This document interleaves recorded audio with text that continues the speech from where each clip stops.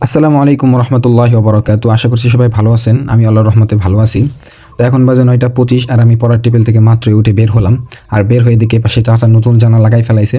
আর এপাশে আমি যে কোয়েল পাখির উপরে যেই গরম লাগার কারণে যে জানলাটা দিছি, নেট বিছাইছি, সেখানে আমি গত 10 থেকে 12 দিন আগে লাউ গাছের বিচি লাগাইছি। সেই গাছগুলো এখন বড় হয়েছে। এগুলোর জন্য কিছু ওষুধ আনতে হবে।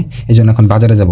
এরপরে রাস্তার ওই পাশে আমাদের সিম গাছ মোটামুটি আলহামদুলিল্লাহ হয়েছে, কিন্তু হঠাৎ করে দেখি সিম গাছে পোকা হয়েছে, মাইস পোকা। আরেকজন বলতেছে যে পচা ওষুধ। এজন্য 500 টাকা নিয়ে এখন যাবো গজারিয়া বাজারে। এর পাশাপাশি আমাদের ধান খেতেও কিছু পোকা লাগছে, সেই পোকার জন্য ওষুধ আনতে যাবো স্প্রে করার জন্য। এবার নর্মাল ধান চাষ করছি হচ্ছে 3 বিঘা, আর পোলার ধান হচ্ছে 12 কাটা। এই 12 কাটা পোলার ধানের জন্য স্প্রে আনবো, এবং এখানে নর্মাল ধানে মানে ভাতের যে ধানটা বলে সেই ধানের জন্য ওষুধ আনবো।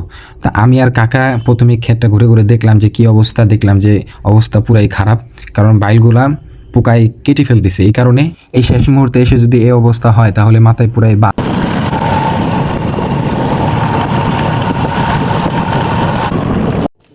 কাজিং হ্যাপিং এইগুলা হচ্ছে সিম গাছের স্প্রে করার জন্য যে পোকাগুলা হয়েছে। আর এই পলিথিনে কিছু ওষুধ আছে, এগুলাই দিছে আপনার পোলার ধান খেতে স্প্রে করার জন্য। এটা হচ্ছে পোলার ধানের শীষ কাটা ওষুধ না, দামার, ইনতেফা আর জাহিন, আর দিছে হলো টারেট।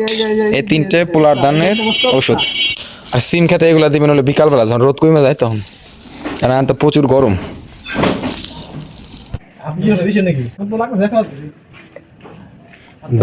যাদের পোলার ধান কালো হয় না তারা এই চিলেটের জিঙ্ক প্রতি 4 কাঠে 1 প্যাকেট করে দিবেন, ইনশাল্লাহ কাজ হবে। ইউরিয়া সারের আর প্রয়োজন হবে না। 40 টাকা করে পিস মাত্র।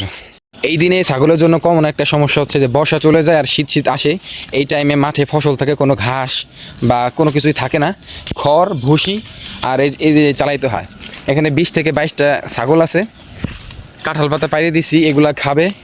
আবার এগুলা খাওয়া শেষ হলে আবার এনে দেবো।